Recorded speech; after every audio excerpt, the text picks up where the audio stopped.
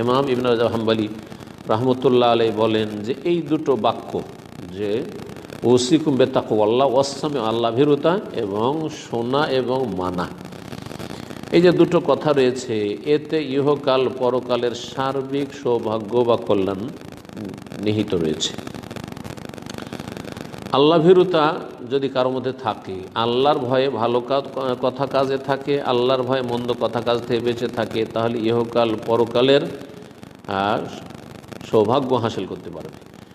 আর যদি শাসকদের বৈধ ক্ষেত্রে শোনে এবং আনুগত্য করে, তাহলে তাতে ইহকালের কল্যাণ রয়েছে। আর মানুষের জগৎ হচ্ছে দুটি, ইহকাল এবং পরকাল। এর মাধ্যমে মানুষ সুখে শান্তিতে জীবনযাপন করবে।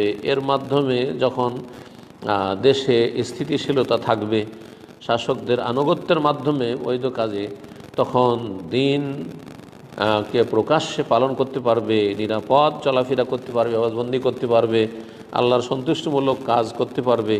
সুতরাং হে মুসলিমগণ, আল্লাহকে ভয় করুন এবং জেনে রাখুন যে তাকওয়া হচ্ছে সবচেয়ে উত্তম পোশাক, যা আর মাধ্যমে একজন মুসলিম সুসজ্জিত হতে পারে।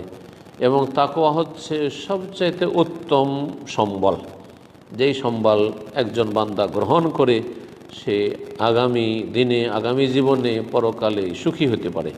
মহান আল্লাহ ইরশাদ করেছেন কোরআনে, ওয়ালিবাসুত তাকওয়া যালিকা খায়র, তাকওয়ার পোশাক হচ্ছে সবচেয়ে উৎকৃষ্ট। মহান আল্লাহ আর ইরশাদ করেছেন ওয়াতাযাওয়াদু ফাইন্না খায়রাজ যাদি তাকওয়া, তোমরা সম্বল গ্রহণ করো বা পাথেয় নেও, আর সবচেয়ে উৎকৃষ্ট উত্তম পাথেয় হচ্ছে তাকওয়া, আল্লাহ ভীরুতা।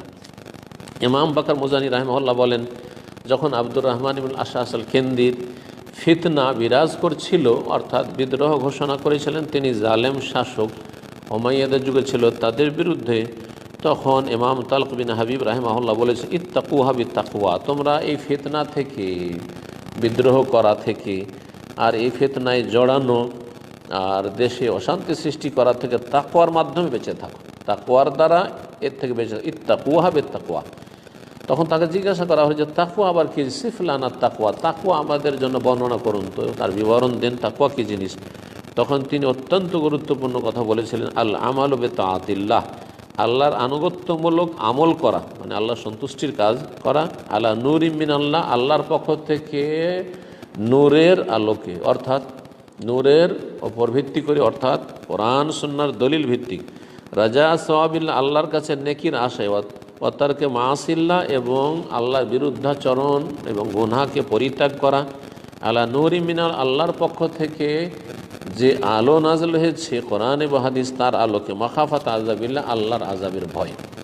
ইমাম যাহাবী রাহিমাহুল্লাহ বলেন, এবং খুব সুন্দর কথা বলেছেন, ফালা তাকওয়া ইল্লা বিআমাল, তাকওয়া আল্লাহ ভীরুতা আমল ছাড়া হইতে পারে না। আমল করবেন না আর বলবেন যে খুব তাকওয়া আছে, আল্লাহকে ভয় করি, এটা মিথ্যা কথা।